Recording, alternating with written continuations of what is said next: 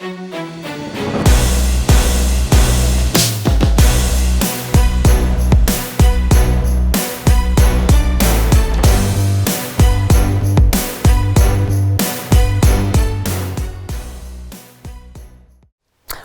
guys to another episode of FemFlex Friday. We've got something unique today. It's a very different setting, but I have my co-host who you all know, Lenda Murray. Yeah. And we have someone special guest here, Sally Williams. She is an IFBB fitness pro.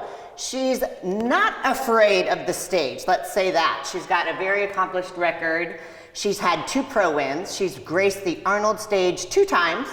The Olympia stage 2 times, so obviously that's a lucky number. We're excited to have you here. I'm excited to be here. Yeah, welcome. Looking forward to what you will teach us. Oh yes. You guys are gonna do it with me, right?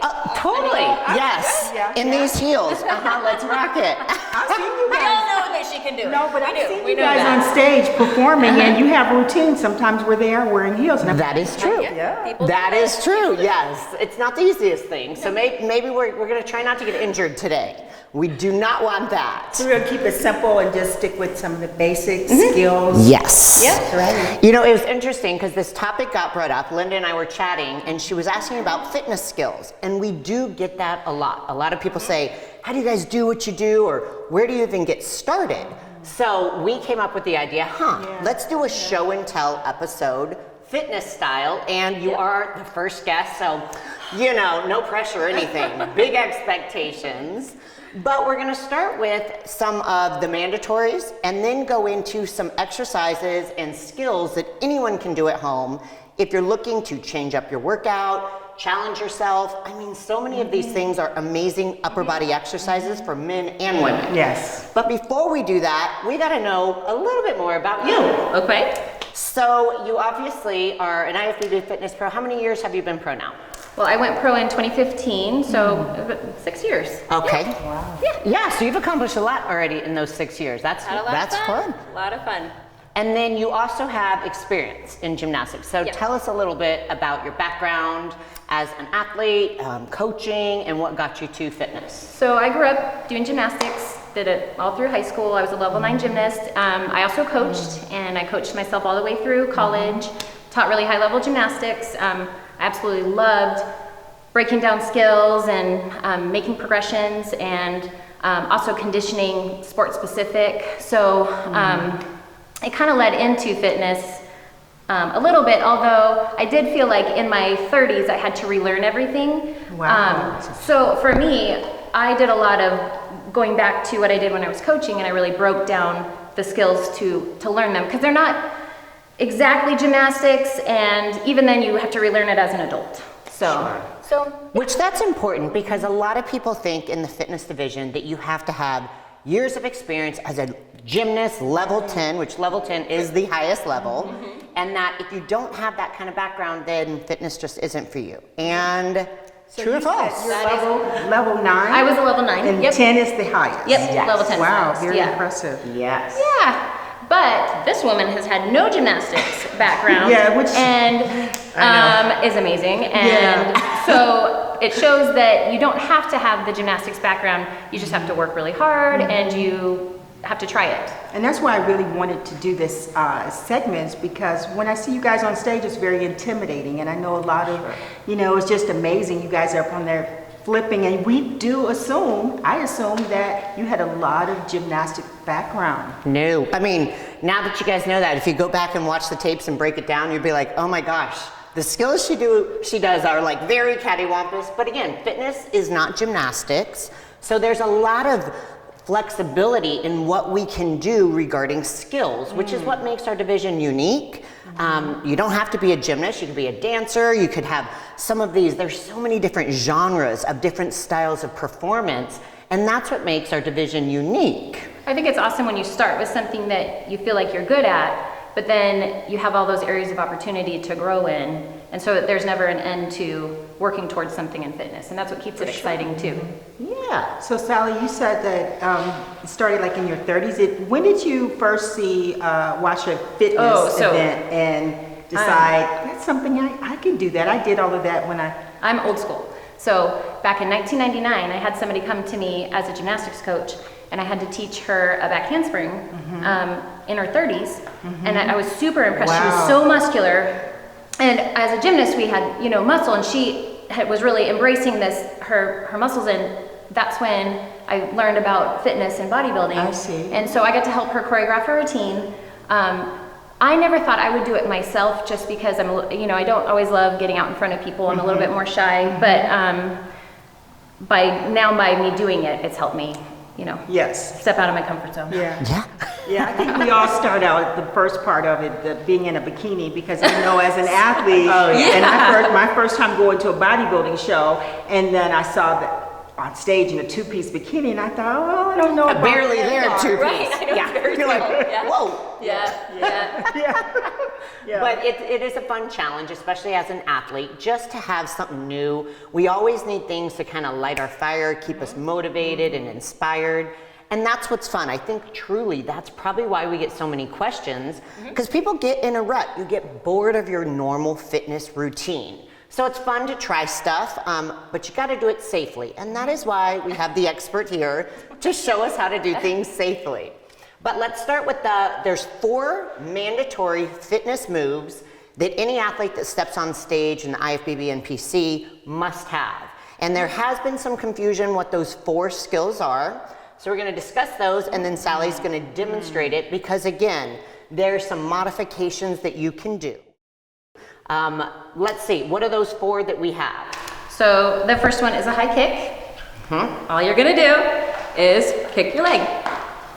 But there's a bunch of different ways that you can do it. You can hop, you can kick and grab. There's a bunch of different ways, but it just has to be a high kick. Your leg just has to leave the ground. Yep. Gotta leave the ground. So that's the first one. We got a high kick.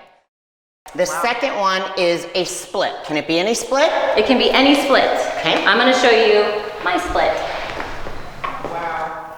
Straight into it. Yep. It can be left, right, Any center. leg that you want. You can do the middle splits, but that's my split of choice. Any leg. Any leg. So what's the other split called?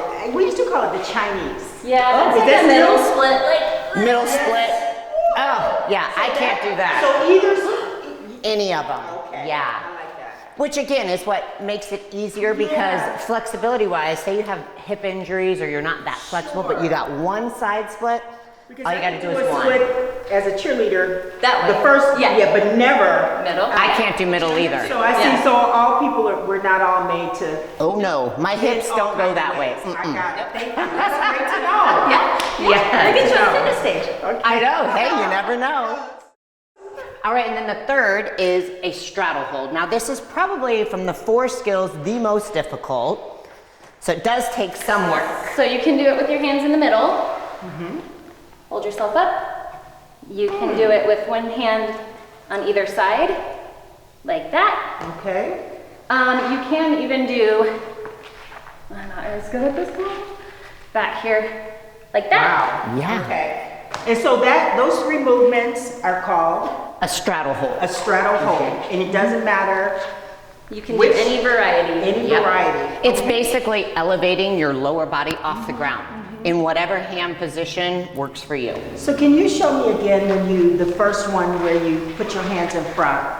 So what method, what do you say really helps to elevate to get yourself up? What's the technique? Do you? So it's a lot of hip flexor strength here. So actually, if I'm trying to teach people to progress to go to a handstand or anything from here, you can first start teaching these, and it'll Okay. make your quads cramp. Oh, you teach Yes. that movement right there? Yeah. Okay. So, and then you can go in the middle, I see. and it's hard. It'll. is hard. But that's Okay. what you need to be able to. hold Yeah, it up. that's what builds that strength for you to be able to elevate off the ground. And then we have the 4th one, And which that's is just- a push-up, any kind of push-up. You can do push up. You can do a push up jack. You can do Okay. yeah. push-ups. You can do any push up that you So want. as long as it's a push-up, Any kind of 'cause push-up. I thought that one was mandatory where you do the jump. No, Not mandatory. no. So, and the reason they do this, they have the 4 mandatories because there needs to be a structure for your routine. But if you've mastered a push-up pretty easily and you want to make it more difficult, you increase the level of difficulty, you make it more explosive, more flashy. So we have that flexibility to design our routine however we want, as long as we have those mandatories in it. Okay. They want you to show cardiovascular strength, strength moves, and then flexibility. So by taking a push-up and throwing it in the air, you get strength and you get cardiovascular strength. You get some excitement, so. Okay. Yeah. Okay. So that's for the fitness division. But we realize not everyone wants to step on stage as a fitness athlete. And Not of yet. course, yeah, not yet. But once you try it, you will be hooked. Guarantee you that. But also here, we don't have a guys division for fitness. But in that's okay. You could still do this if you're a man looking to try to kind of change up your routine, or sometimes couples love to work out together and try new challenges. Get your husband or your partner involved and say, hey, I'm gonna try something. Master it first, and then that way you can be like, I can't believe you can't do this. Totally. Challenge, yeah. But I think, and this was one of the things that Lenda had said, handstand. How do you guys do these handstands? Yeah, that was me. And that is easily the number one question I personally get is I want to learn how to do a handstand. Yeah. So we got to start with that. And there are 4 progressions that Sally has outlined so that if you're completely new and green to ever doing a handstand, we want to make sure you're safe. So we're going to start with a very, very basic, that first progression. First thing, hands on the floor, and you're just practicing putting weight into your knee. Okay. Getting those wrists ready for that weight, that body weight. Yeah, because you need to have the strength in them and the flexibility. I see. So just kind of getting there and getting used to bearing some weight. Yep. And then the second, so once you kind of feel good about that and just that lean forward, then you want to progress. Can't go straight up to a handstand. That's probably not going to work out the best. But you'll get any type of platform and just get used to having your hips aligned straight over that's your what I shoulders would- and your hands. Yeah, that's what I noticed. So at this point, it's really important for the alignment all Yes. the way, the hips.